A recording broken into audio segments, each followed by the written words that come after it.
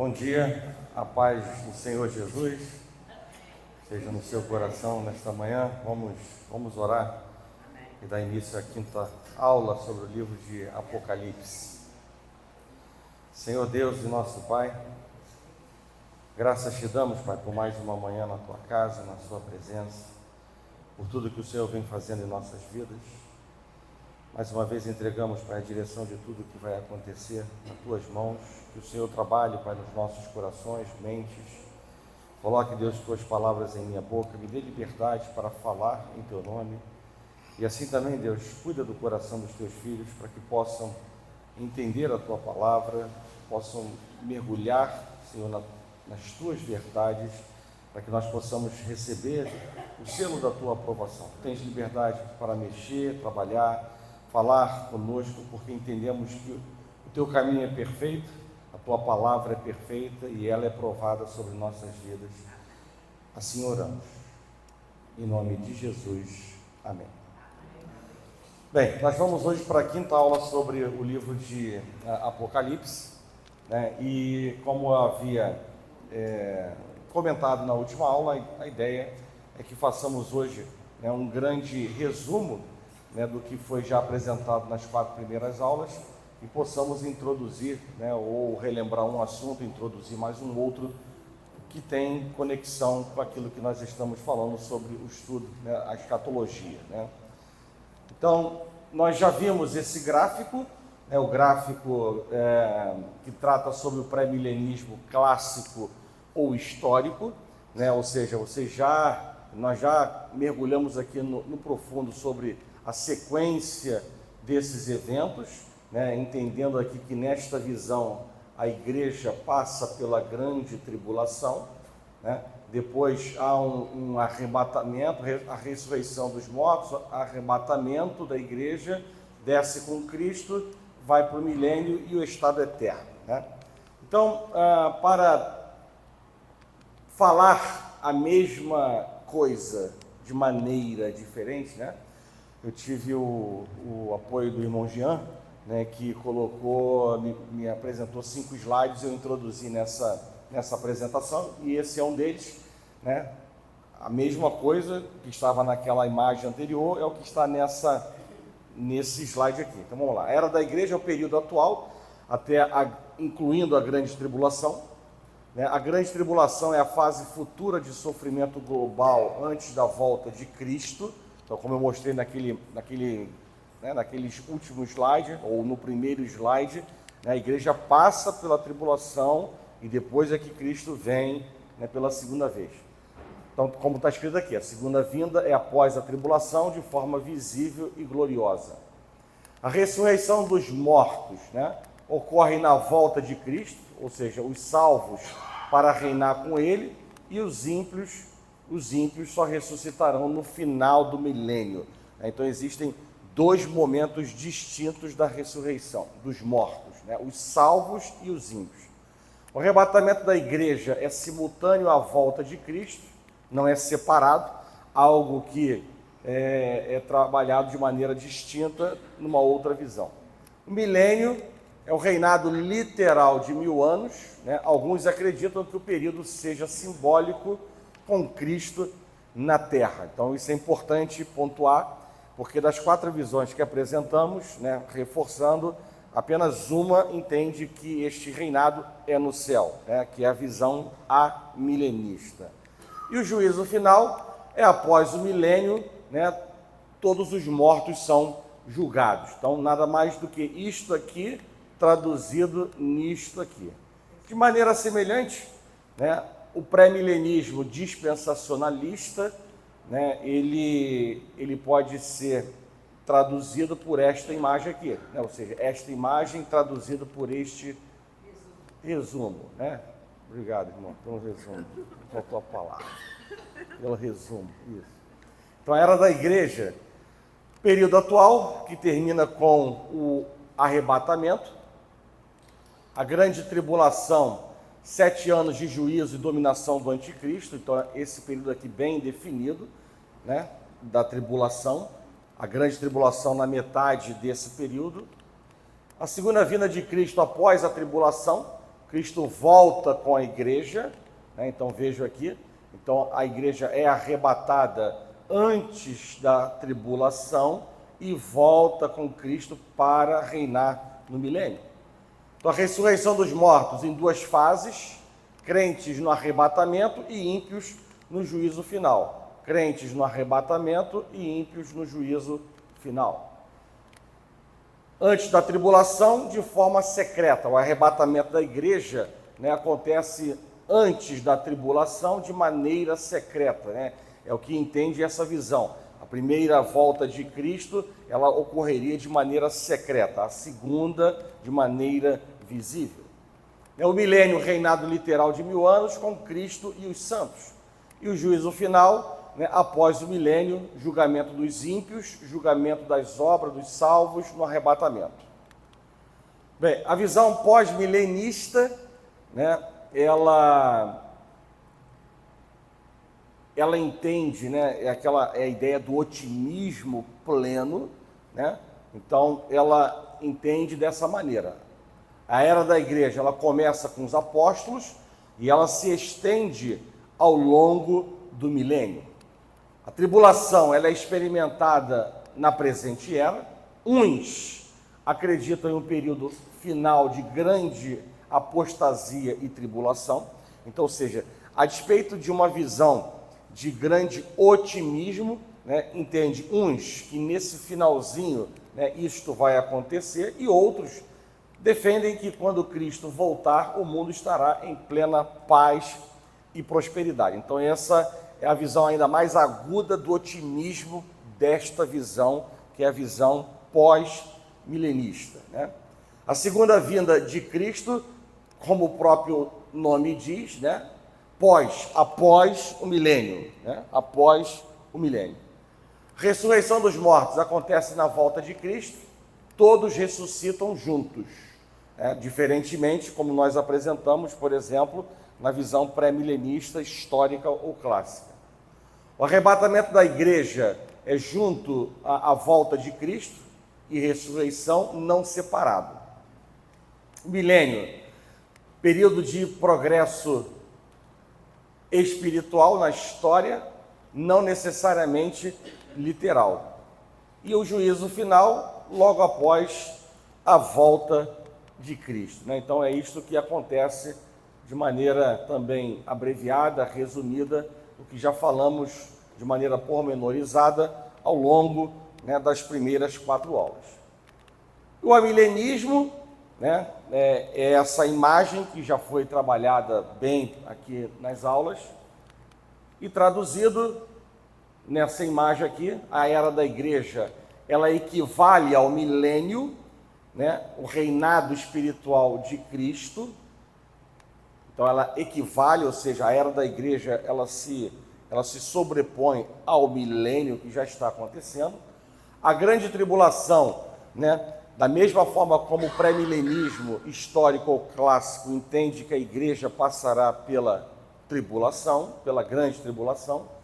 A segunda vinda de Cristo, diferentemente da visão pré-milenista, dispensacionalista ou pré-tribulacionista, entende que ela acontecerá de maneira única, visível e encerrando a história. A ressurreição dos mortos, né, também diferente do que vimos anteriormente, todos ressuscitam na volta de Cristo, justos e ímpios. O arrebatamento da igreja é simultâneo à vinda e ressurreição, né? Não é um evento separado, como nós também destacamos, ou reforçamos, ou lembramos nessa manhã. O milênio, ele é entendido como algo simbólico que precede, presente agora no céu, né? Cristo reina com os salvos no céu, né? Então a visão amilenista, ela entende que o reinado de Cristo, ele não é na terra como as outras 3 visões, ele é no céu e ele está acontecendo na presença dos salvos. O milênio, ele é compreendido entre o primeiro e o segundo advento de Cristo, ou seja, entre a primeira vinda, chegada de Cristo e a segunda vinda de Cristo, E o juízo final, ele ocorre na volta de Cristo, seguido do estado eterno, né? Aquilo que vai acontecer por toda a eternidade, com os salvos e com os incrédulos. Bem, atendendo um pedido da irmã Mariana, né, que queria que colocasse num slide de uma forma única, né, todos os eventos das 4 visões escatológicas, né, e com a ajuda do irmão Jean, mais uma vez, né, nós fizemos isso. E, obviamente, a ideia, né, é apenas buscar colocar num slide a representação do que representa cada uma das visões. Eu não tenho a ideia de milimetricamente dizer que quando acontece um em cima, está acontecendo o outro embaixo, por favor, né? Eu acho que vocês já entenderam que o estudo de Apocalipse e essas visões, ou seja, não há convergência, não há unicidade, ele é um entendimento que não é tão simples, não há uma só voz, uma só palavra, um só entendimento. Então, quem sou eu para poder milimetricamente dizer, quando acaba em cima, está começando embaixo? Mas isso dá uma ideia, né, de maneira gráfica, né, daquilo que já falamos de uma maneira diferente, né? Então, apresentamos a imagem, depois apresentamos um resumo por meio daquela tabelinha, e agora, graficamente, né, esses eventos, né, pré-milenismo histórico, né? Então, a era da igreja, né? Depois vem a grande tribulação, a segunda volta de Cristo, a ressurreição, né, dos mortos, o milênio com Cristo, mais uma vez a ressurreição dos mortos, porque entendem que são 2 momentos distintos, né? Então isso é importante, né, entender, né? Importante entender, diferentemente, por exemplo, do amilenismo, que entende que é um evento único, né? Aqui nós podemos ver que são eventos distintos, né? Eventos distintos. O gráfico aqui, né, diferentemente do que vocês vão receber depois no PDF, né, ele dá uma definição melhor das cores, né? Tá muito diferente, tá muito diferente, tá bem distinta a cor de um para o outro. Por exemplo, aqui eu não consigo ter tanta distinção disto aqui para isto aqui, mas no PDF está bem claro, né, o que vocês já sabem, né? Então, algo em comum, né, o juízo final, né, nas 4 visões, está aqui bem claro, algo comum, né? Algo comum também que é estarmos na era da igreja, né? E o amilenismo, como eu falei, ele entende que o milênio ele está acontecendo junto com a era da igreja, né? Então, por isso que eu fiz aqui uma divisão nesse período, para poder exatamente destacar que a era da igreja acontece concomitantemente com o milênio, né, em que Cristo está reinando nos céus, tá bom? Então, depois, quando vocês receberem esse PDF, né, vocês poderão ver com mais detalhe, né, essa informação, que nada mais é do que falar a mesma coisa de uma maneira diferente, tá? De uma maneira gráfica.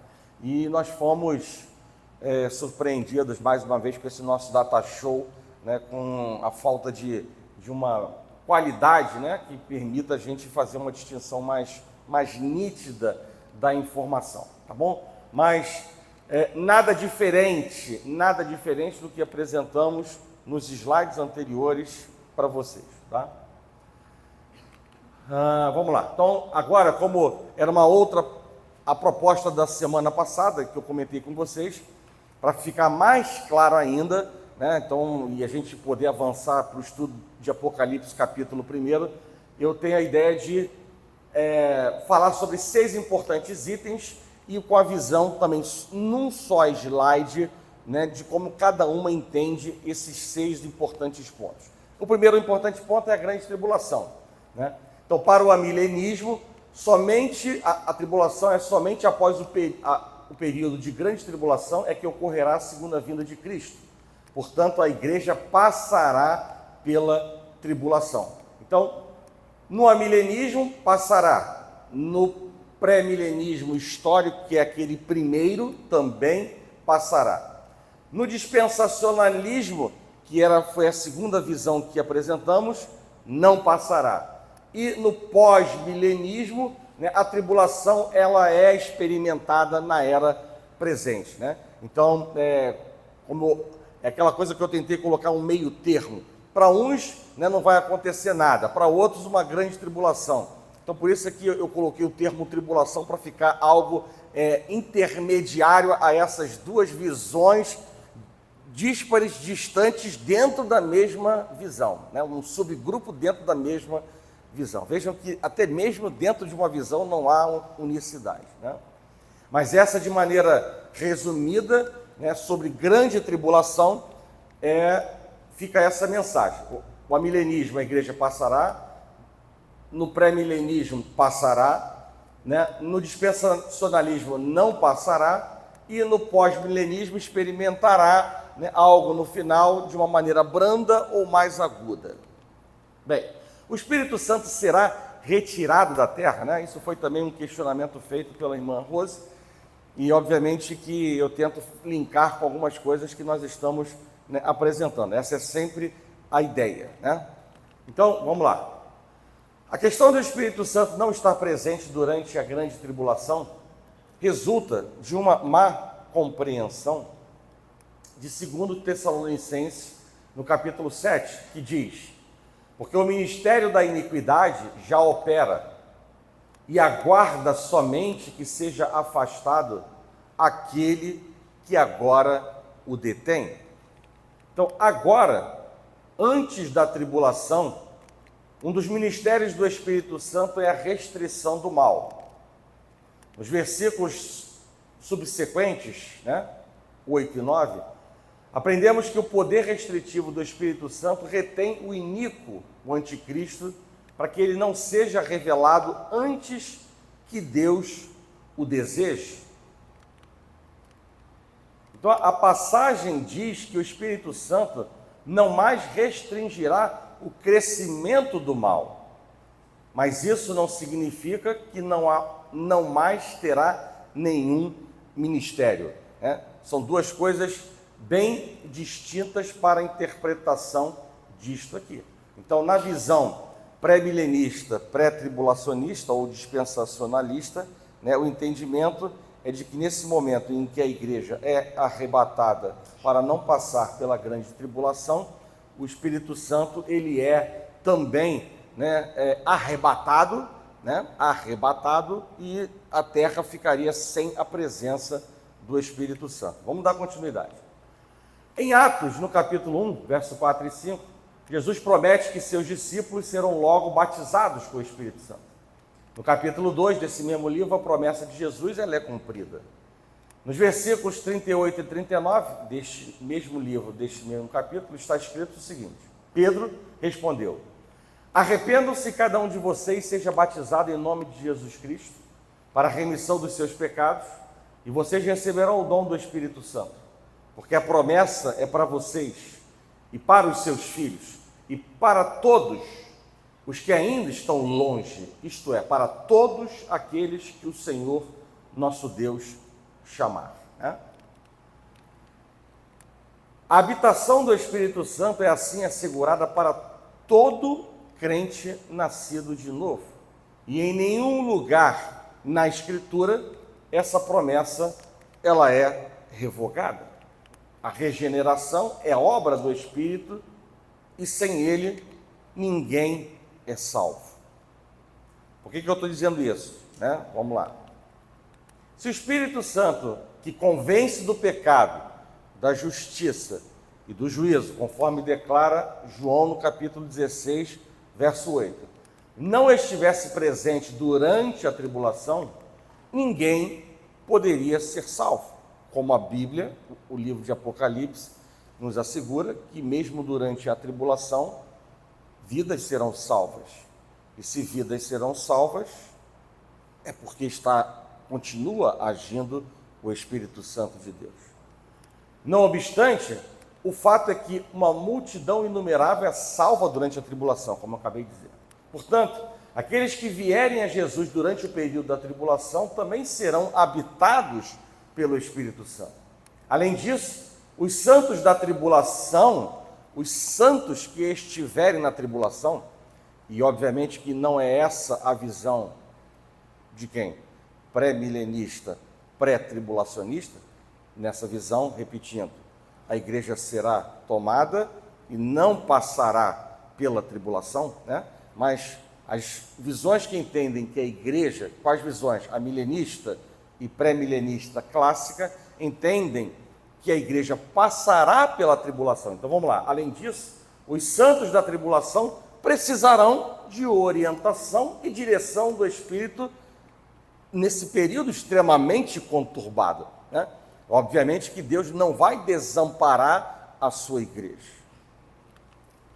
A visão escatológica, como eu falei, dispensacionalista, acredita que o Espírito Santo sairá do mundo para sustentar a teoria de que a igreja será arrebatada antes da grande tribulação. Então, para sustentar um pensamento dentro dessa visão, né, incluem esse entendimento de que o Espírito Santo será arrebatado. Se o Espírito Santo for retirado do mundo antes da grande tribulação, quem falará pela igreja no período da tribulação? Quando, pois, vos levarem e vos entregarem, não vos preocupeis com o que haveis de dizer, mas o que vos for concedido naquela hora, isso falai, porque não sois vós os que falais, mas o Espírito Santo de Deus, né? Então, Deus, ele fala por meio de nossas bocas. Deus coloca palavras em nossas bocas para que a obra dele seja levada a cabo, né?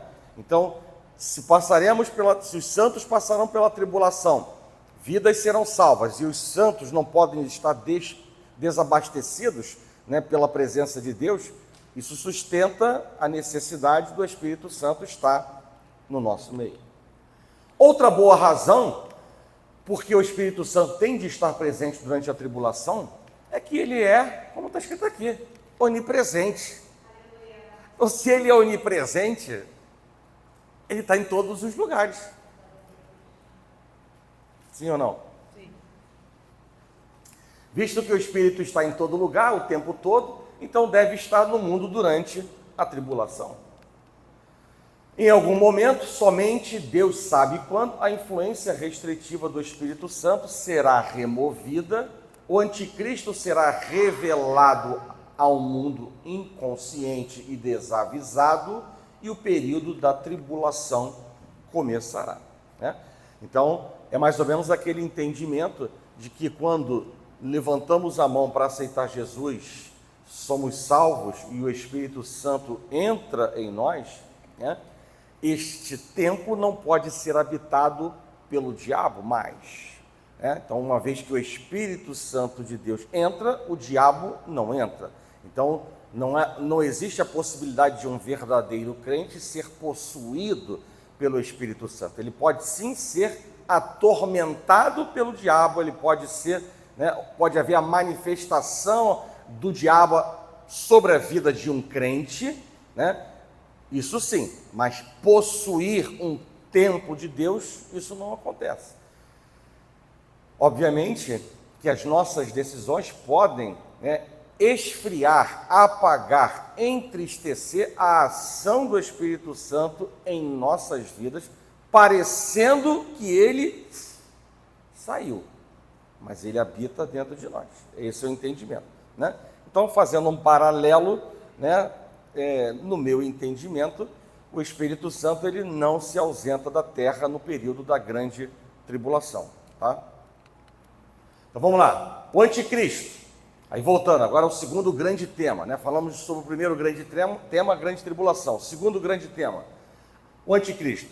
Na visão amilenista, muitos anticristos se levantaram ao longo da história, porém haverá um último indivíduo que será o anticristo escatológico, que surgirá no período da grande tribulação e regerá um sistema mundial que será contra a igreja de Cristo, né? Então já falamos isso, né, de maneira clara em aulas anteriores. Alguns acreditam apenas em um sistema anticristo, ou seja, governo, e não necessariamente em um indivíduo específico, né? Já o pré-milenismo histórico um indivíduo específico será o inimigo da igreja no período da grande tribulação. Estamos falando sobre o anticristo. Como nós já dissemos, desde a morte e ressurreição de Cristo, vários anticristos de menor intensidade já viveram e estão vivendo. Mas o grande, ou aquele com A maiúsculo, ainda está por vir. Então, na visão amilenista, é isto que está posto. Na visão pré-milenista histórico, um indivíduo. No pós-milenismo, o anticristo é qualquer pessoa que persegue e se opõe ao crescimento do domínio da igreja na terra. E já no dispensacionalismo, também um indivíduo que surgirá no período da grande tribulação e que atormentará o mundo. Então vejam que existem convergências e divergências dentro desse tema sobre o anticristo. Mas todos entendem de uma maneira muito clara, isso que eu acabei de falar, de maneira genérica, de maneira geral. Vários anticristos já se apresentaram, mas o grande, o A maiúsculo, ele ainda está por vir. Sobre a segunda vinda de Cristo, o amilenismo entende que é um evento único e visível, ou seja, não existe o conceito de arrebatamento secreto. A segunda vinda de Cristo e o arrebatamento da igreja são uma só coisa, acontecem num só momento. No pré-milenismo histórico, a segunda vinda de Cristo e o arrebatamento são o mesmo evento, então há uma similitude de entendimento entre o amilenismo e a visão histórica.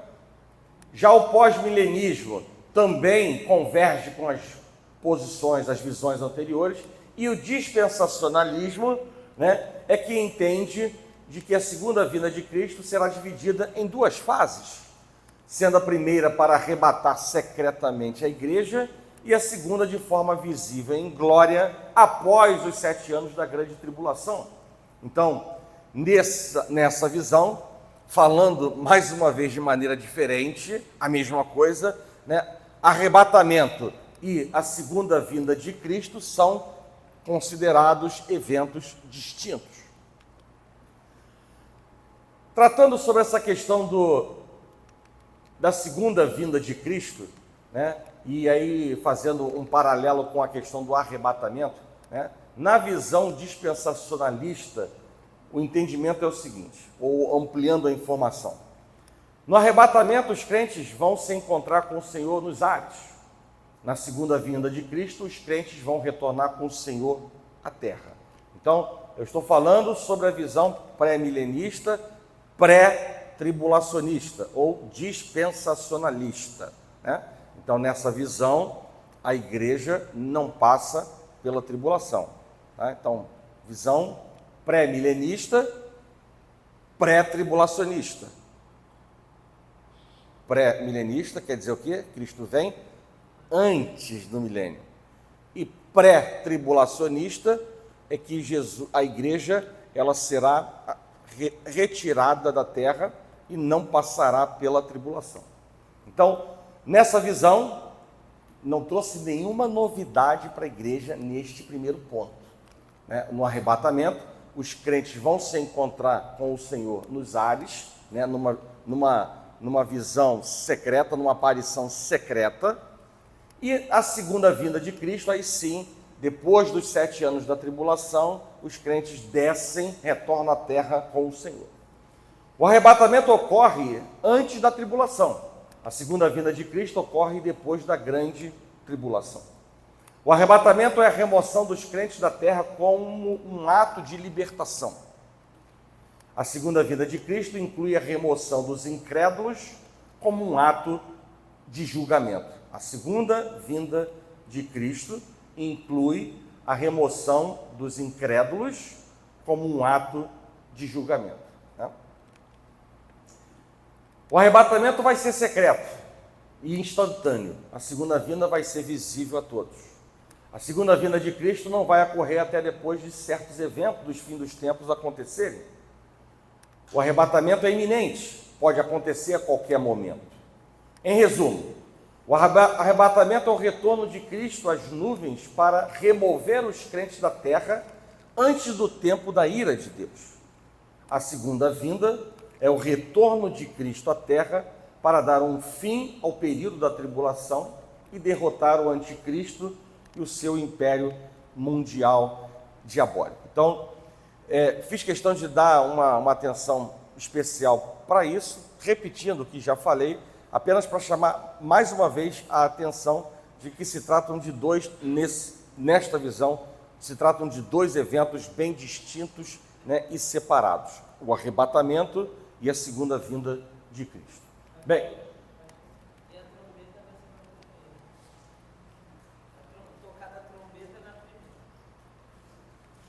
ressurreição dos mortos. Ressurreição dos mortos. Vamos lá, mais um tema. No amilenismo, a ressurreição geral de salvos e ímpios na segunda vinda de Cristo. Os salvos para reinarem com Deus e os ímpios para a condenação eterna, né? Então, no que tange a ressurreição dos mortos para os amilenistas, a ressurreição ela é única, a ressurreição ela é geral, tanto para salvos como para ímpios na segunda vinda de Cristo. Já para o pós-milenismo, acontece da mesma forma como o amilenismo. Para o pré-milenismo histórico, apenas os salvos ressuscitarão na segunda vinda de Cristo, para reinarem com ele no milênio, enquanto os ímpios só ressuscitarão no final do milênio. Então, mais uma vez, dizendo de que nesta visão, diferentemente das duas primeiras, eles entendem que existirão duas ressurreições distintas no tempo, uma envolvendo os salvos e a outra envolvendo os incrédulos. E na visão dispensacionalista, né, a ressurreição dos salvos ocorre no arrebatamento da igreja e dos ímpios após o milênio, né, não diferente desta daqui. A ressurreição dos judeus ocorre após os 7 anos de grande tribulação.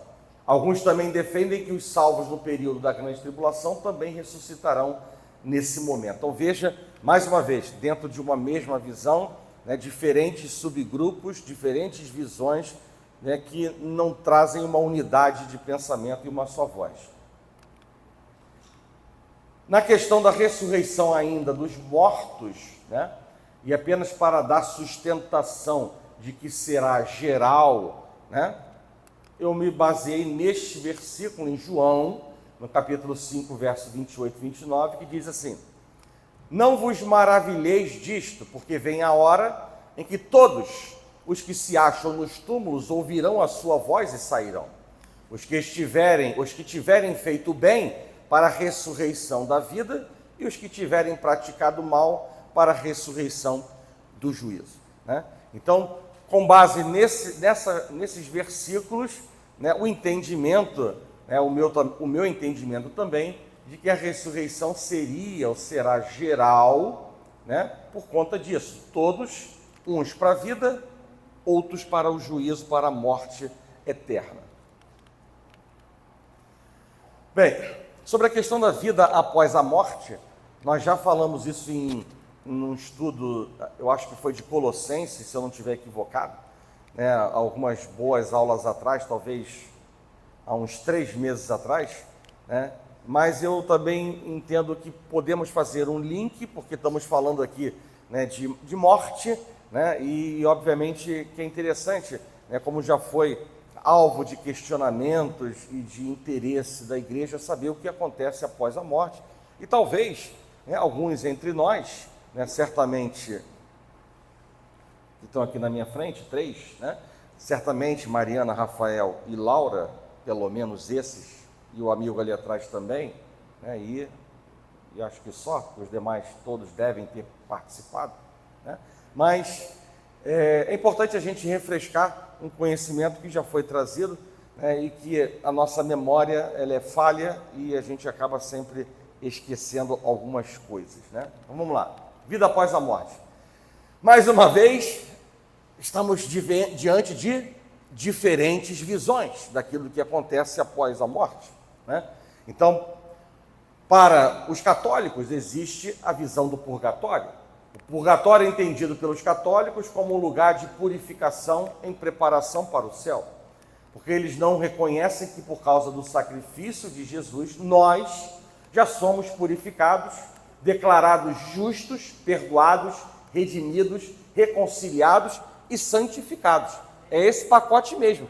Isso tudo é pela graça de Deus, né? Mas os católicos, eles não entendem esse pacote de graça amplo de Deus, e aí entendem algo que na minha Bíblia, pelo menos, não sei se na tua tá, mas na minha Bíblia não tem, né, esse entendimento, essa palavra, essa expressão de purgatório, né, como algo que vai, né, servir de um lugar de purificação antes, né, de algo que vai acontecer futuramente. Uma outra visão distinta é a reencarnação, né? E aí estamos falando dos espíritas, que após a morte entendem que haverá reencarnação. Aos homens está ordenado morrerem uma só vez. E aí eu estou me apropriando da palavra de Deus, né? Em Hebreus, no capítulo 9, verso 27, que diz: aos homens será ordenado morrerem uma só vez, vindo depois disto o juízo. Então não há qualquer possibilidade de alteração no destino eterno de uma pessoa, né? Hebreus diz claramente uma só morte e depois disto o juízo. Então não há como conceber a visão, a interpretação, o entendimento de uma reencarnação. Ainda de diferentes visões, né? Dormir em seus túmulos até a volta de Cristo e o sono da alma, né? Também faz parte aqui dos católicos, aqui dos espíritas e aqui dos adventistas, né? Ellen White, precursora dessa religião, dá uma descrição da primeira ressurreição na segunda vinda de Cristo. Ela descreve: por entre as vacilações da terra, o clarão do relâmpago e o ribombo do trovão, a voz do Filho de Deus chama os santos que dormem. Ele olha para a sepultura dos justos e, levantando as mãos para o céu, brada: despertai, despertai, despertai, vós que dormis no pó, e surgi. Por todo o comprometimento e largura da terra, os mortos ouvirão aquela voz, e os que ouvirem viverão, né? Então, dormir em seus túmulos até a volta de Cristo, né? Então, nós vamos mais adiante falar sobre, ou relembrar a questão de dormir, né? Algo que Paulo escreveu, né? Mas tem uma visão um pouquinho diferente dessa dos adventistas. E aí, o sono da alma, né? É o ensino de que quando uma pessoa morre, a sua alma dorme até a hora da futura ressurreição. Nessa condição, a alma não está atenta ou não está consciente absolutamente de nada. E aí, e antes disso, a sustentação, né, deles é de que em Eclesiastes, no capítulo 9, verso número 5, né, os mortos nada sabem. E aí é importante aquilo que eu já disse para a igreja repetidas vezes. Um texto fora do contexto pode ser um grande ou será um grande pretexto. Então é sempre importante, quando a gente for fazer a leitura de um versículo na Bíblia, eu não estou falando somente desse, de qualquer um, né? Fazer a leitura de um versículo na Bíblia, para não termos o entendimento incorreto ou errado, é importante lermos um pouquinho antes, um pouquinho depois, para que a gente não seja levado por um vento errado doutrinário ou a propagação de um conceito, de uma visão, de um entendimento de homens errados. Porque no final das contas, o que vale é o que está escrito e não o que os homens entendem. O que será cobrado de nós é o que está escrito e não o que os homens entendem. Então, não vamos comer assim de olhos fechados, né, tudo que se fala, tudo que se escreve, porque a mente humana ela é capaz de direcionar-nos para onde queremos ir. E vamos sustentar. E se quisermos dizer, né, de que o suicídio é algo importante e bom para a vida, vão usar argumentos para sustentar uma heresia, algo que não tem sustentação bíblica. E assim seitas, grupos diversos usam a palavra, não somente de Deus, mas o instrumento palavra, para os seus argumentos. Então, só chamo a atenção da igreja para isto. Um texto, agora voltando para a Bíblia, um texto fora do contexto pode ser ou será certamente um grande pretexto. Então, o contexto, então isso está escrito? Está. Mas o contexto é a relação dos mortos com a vida terrena e não o estado da alma após a morte. E para refutar, para combater esta visão, né, na sua Bíblia, na minha está escrito, na tua também deve estar. Lázaro e o homem rico, eles morrem. Lázaro e o homem rico morrem de forma consciente e estão conscientes após a morte física.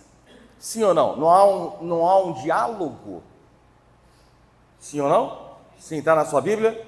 Então, a alma não está dormindo. Ah, não, nessa hora o despertador tocou. Não tocou não, está consciente. Aí aquela coisa, a gente pode encontrar resposta para tudo, né? Tá vendo como é que de maneira espontânea, né? A gente tem resposta para tudo. Não, o despertador tocou e aí o pobre, o Lázaro atendeu o rico, ou o contrário, né? Para poder ter uma comunicação. Então vamos ter atenção ao que a gente lê. Segundo, os mortos não podem ter contato com os vivos. Não há revelação, não há influência dos mortos sobre nossas vidas. Satanás, sim, ele se transforma em anjo de luz. Então não há comunicação com os espíritos como o espiritismo apregoa, né? E existem muitos seguidores cegos que estão neste caminho exatamente por conta de quê? De algo que querem escutar. E aí, né, de maneira bondosa, caridosa, a informação nunca é ruim. Ela sempre atende o anseio do coração daquele desesperado que procura escutar uma voz. Já disse isso, né? Falei aqui na época que trabalhamos sobre o estudo do espiritismo, da vida do meu próprio irmão, cujo seu filho morreu com 4 anos, espírita, e aí compartilhou no seio da família uma mensagem, né, a respeito de uma informação dizendo que, dando conhecimento ao pai de que ele estava brincando na escolinha no céu e que estava muito bem. Assim, e aquilo trouxe conforto, não somente trouxe conforto, como trouxe sustentação de cada vez mais mergulhar nesse caminho. Mas é um caminho em que as pessoas, muitos que vão, querem uma resposta para a sua necessidade, querem uma resposta rápida. E nem sempre é isso que acontece no relacionamento com o verdadeiro Deus, né? Por quê? Porque Deus é maldoso? Não. Porque Deus ele está cansado? Não. Porque ele está impaciente contigo? Não. Mas simplesmente porque há tempo para todas as coisas. E obviamente que os propósitos de Deus, eles algumas vezes não são entendidos por nós. Mas todas as coisas cooperam para o bem daqueles que amam a Deus. E obviamente que enquanto Deus está no silêncio, se estamos na presença de Deus, certamente Deus está trabalhando. Deus está trabalhando. Eu creio nisso. Porque se Deus está no controle de tudo, né, ele consegue enxergar tudo, ele tem o controle sobre tudo, então ele vai ministrar no tempo certo a bênção para as nossas vidas. E em determinados momentos, nós vamos escutar sim o silêncio, vamos escutar sim o não. Vamos escutar sim o espere. Ele é um Deus de amor, sim, mas também é de justiça. Então não podemos ter uma visão errada, né, pós-milenista, otimista, de que tudo que pedimos Deus vai dizer sempre sim. Não foi assim com os nossos pais e não é assim no relacionamento com Deus. Mas o fato de dizer não, espere ou silêncio, não quer dizer que Deus está, né, machucando, maltratando, e sim trabalhando, mesmo no silêncio. Por quê? Porque Deus espera de nós ver uma coisa que é fundamental para alcançarmos as promessas de Deus, que se chama perseverança. E a perseverança, ela precisa estar dentro de nós, independente se Deus está falando ou não, né? A perseverança não pode estar presente em nós simplesmente porque estamos o tempo inteiro sobre, né, a bênção de Deus, só vitória, Deus só fala. Não.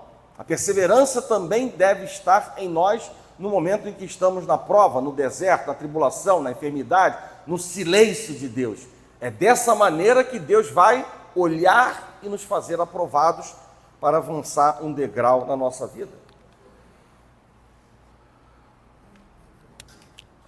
Essa questão do espiritismo, muito diz que o manifesto do espírito são pessoas que são almas que manifestam na pessoa, manifestam, no caso do cavalo. Né? E o espiritismo, a visão que eu tive do espiritismo, que são um laranja, explorador de custo. Por exemplo, uma pessoa está atentada com algo aqui, aí ela vai lá no centro do espírito e comenta o que está acontecendo. Aí o caboclo lá diz que tem que fazer um trabalho para desfazer o que está acontecendo aqui. A pessoa paga um dinheiro aqui. Daqui a pouco essa mesma pessoa daqui, que está fazendo algo para desfazer, que alguém fez para ela, alguém pagou para fazer para cá e ela está pagando para lá. Então o demônio está sempre levando vantagem. Sim, a percepção, o entendimento claro, né, é que por detrás do cavalo, do vaso, do instrumento que seja, né, existe um demônio. Né? Então, um demônio que vê aquilo que nós estamos fazendo. Por isso é que a necessidade de controlarmos a nossa boca, porque o diabo não consegue entrar no coração, mas no momento em que eu abro a boca, o diabo escuta. O diabo vê o meu choro, o diabo vê a minha ansiedade, o diabo vê a minha tristeza, o meu abatimento, a minha depressão. E aí, nesse sentido, ele começa na brecha a trabalhar e a ter o conhecimento para poder proclamar as suas verdades, que nada mais são do que a expressão do que os seus olhos estão vendo, porque no final das contas ele está ao nosso derredor, né? Então por isso é que Deus nos chama a sermos vigilantes, né? Exatamente para não darmos alimentos ao diabo, para que ele possa falar, né, coisas contra nós, né? E sobretudo pessoas que não têm o conhecimento da palavra de Deus e que são enganadas, né? O corpo voltará a ser pó e o espírito voltará para Deus, né? Eclesiastes capítulo 12, 7 diz: e o pó volta à terra como era, e o espírito volta a Deus que o deu. O espírito não fica perambulando na terra. Então também isso é uma outra coisa, né, que combate-se essa mentira por meio deste versículo, né? Não fica perambulando. O Espírito vai direto para a presença de Jesus. Os salvos, né, no estado intermediário para o céu, paraíso ou o seio de Abraão, seja qual, né, existem diferentes nomes que são dados na Bíblia, né, e os ímpios para o Hades, para o inferno. E no estado final, após a ressurreição, os salvos para o novo céu e nova terra e os ímpios para o lago de enxofre.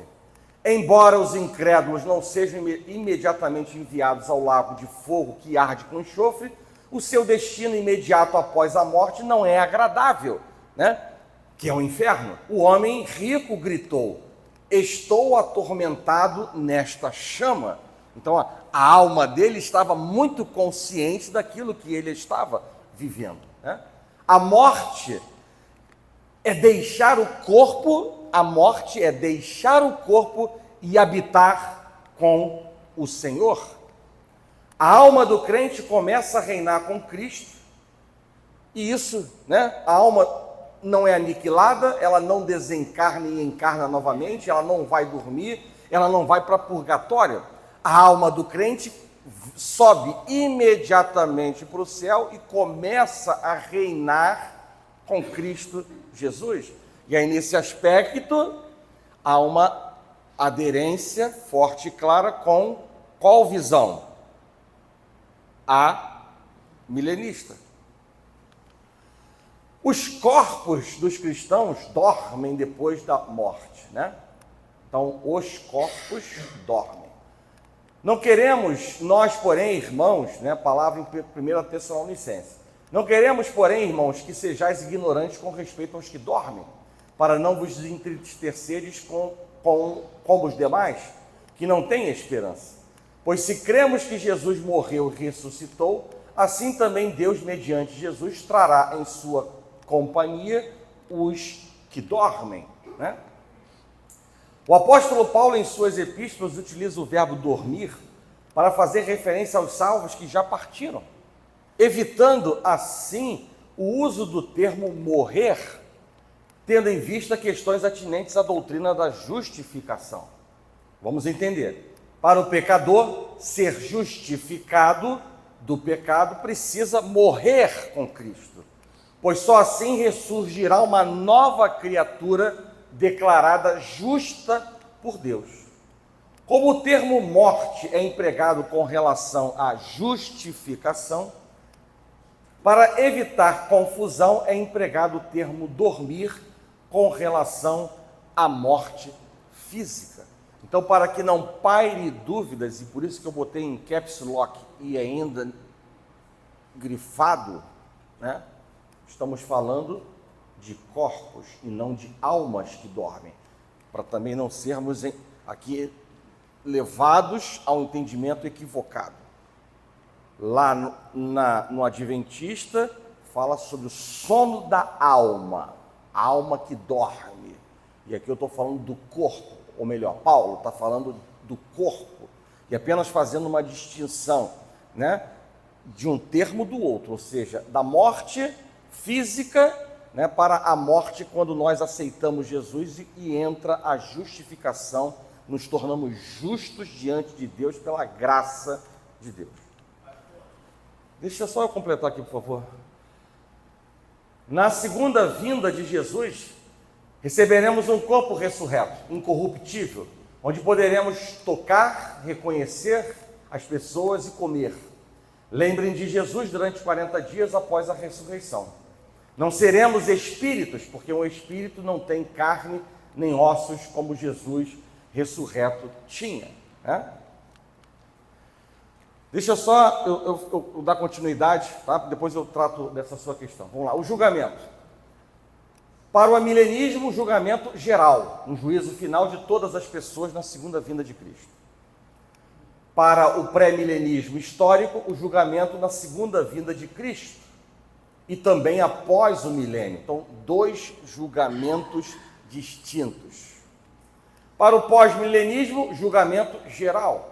E para o dispensacionalismo, julgamento das obras dos salvos no arrebatamento e julgamento geral dos ímpios após o milênio. Então, ou seja, há uma convergência entre esta visão e esta visão. Sobre o milênio. O amilenismo, né, para o amilenismo, o milênio não é um período literal de 1000 anos. O milênio é espiritual, onde os salvos reinam com Cristo no céu. Não haverá um reino literal de Cristo aqui na terra. Então, essa é a visão que é bem distinta das outras três. Para o pré-milenismo histórico, é reconhecido o reino de Cristo na presente era com a igreja, porém haverá também um reino milenar e literal, ou não, no futuro, após a segunda vinda de Cristo, com Jesus reinando sobre as nações do mundo, na terra. Para o pós-milenismo, o milênio futuro e não literal, antes da segunda vinda de Cristo. Então, o milênio sim vai acontecer futuramente, não literal, ou seja, não será literalmente 1000 anos, e antes da segunda vinda de Cristo. E já para o dispensacionalismo, um milênio futuro e literal,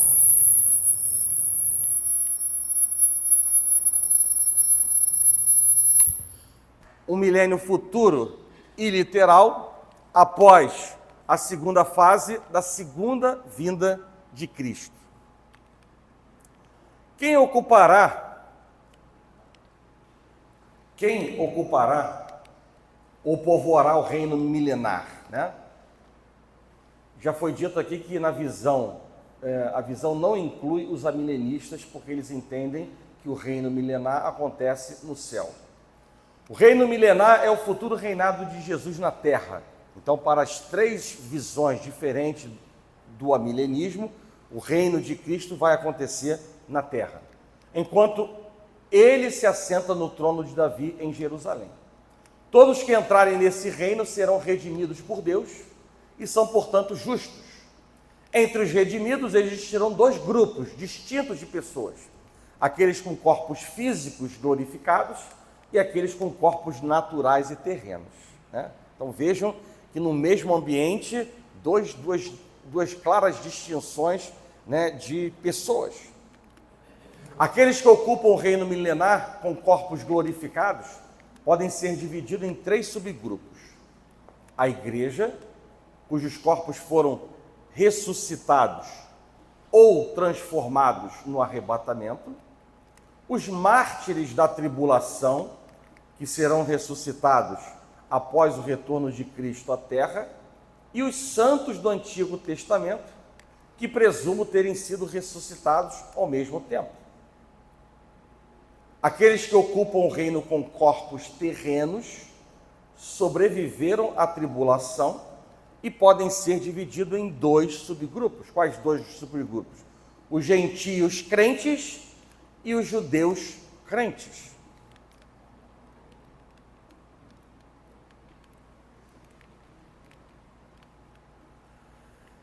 Há dificuldade de pensar que o milênio começa com a ressurreição dos crentes. João, ele não diz que vê corpos reinando com Cristo na terra, mas ele vê sim almas. Ele diz que viu tronos e sentado nesses tronos aqueles que têm autoridade de julgar. Quem estão assentados nestes tronos? São as almas que João viu. O texto grego não contém a expressão vi ainda, como se fosse um grupo diferente daquele que está sentado nos tronos. Ele diz simplesmente o seguinte: vi as almas dos decapitados por causa do testemunho de Jesus e da palavra de Deus, tantos quantos não adoraram a besta, nem tampouco a sua imagem, e não receberam a marca na fronte e na mão, e viveram e reinaram com Cristo durante 1000 anos. A expressão "e viveram" não significa necessariamente ressuscitaram, até porque a palavra grega ressuscitaram é outra. O texto nos diz que as almas dos que morreram estão vivendo e reinando com Cristo por 1000 anos. O texto nos diz que as almas dos que morreram estão vivendo e reinando com Cristo por 1000 anos, que é o tempo inteiro da dispensação cristã, desde a primeira vinda até a segunda vinda. Quando João diz no versículo 5 que os restantes dos mortos não reviveram até que se completassem os 1000 anos, e chama o acontecimento de primeira ressurreição, ele não está dizendo que isso vai acontecer depois do milênio. O que João quer dizer é que os mortos sem Cristo continuarão mortos física e espiritualmente, e depois do milênio vão ressuscitar, mas para entrar na morte eterna.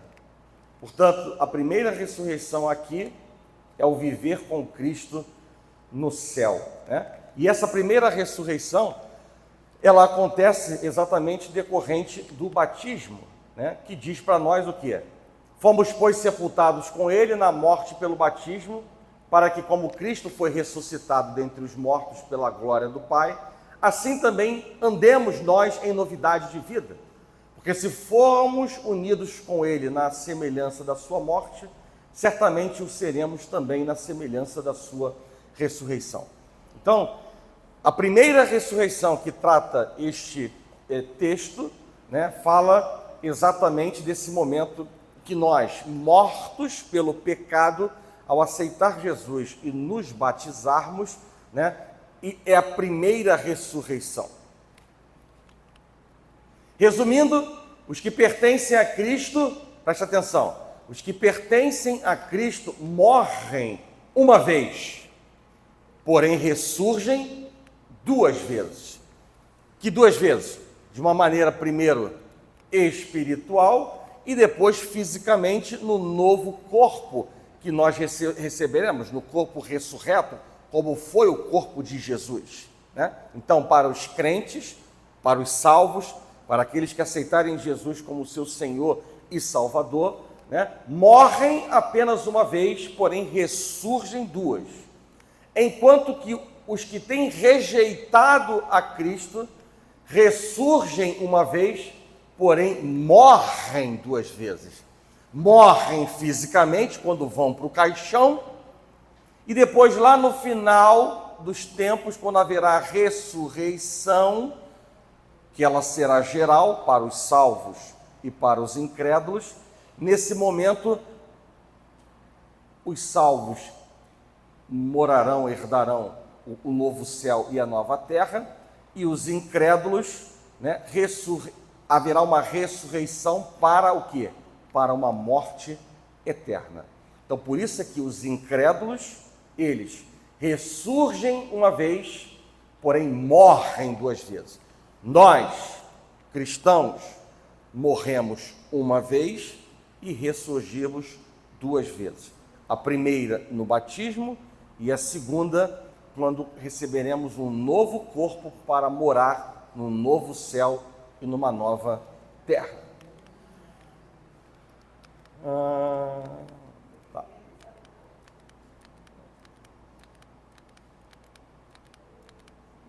Bem, eu encerro com essa mensagem, né? Maranata, ora vem, Senhor Jesus, porque, na verdade, essa é a grande expectativa que nós temos, né? E só para deixar bem claro para a igreja, né? Pode ter sido árido o estudo, pode ter sido complexo, né? Algo que para alguns pode parecer um estudo de doutorado, né? Algo que pode ter colocado a mente quase que em curto-circuito ou ter curto-circuitado a mente. Mas o que importa é aquele primeiro slide que nós apresentamos na primeira aula, que diz o quê?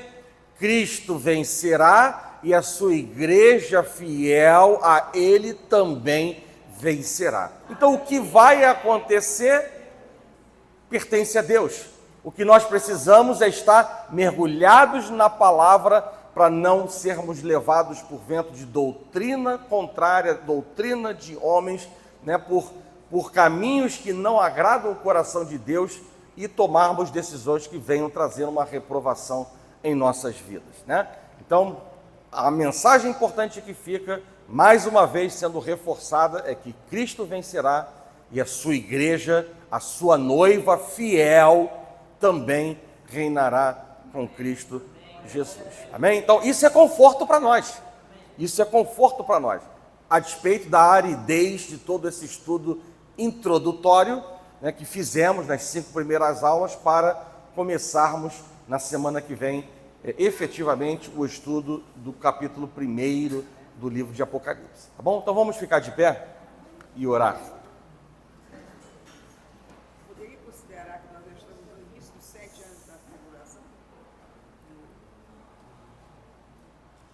Vamos orar.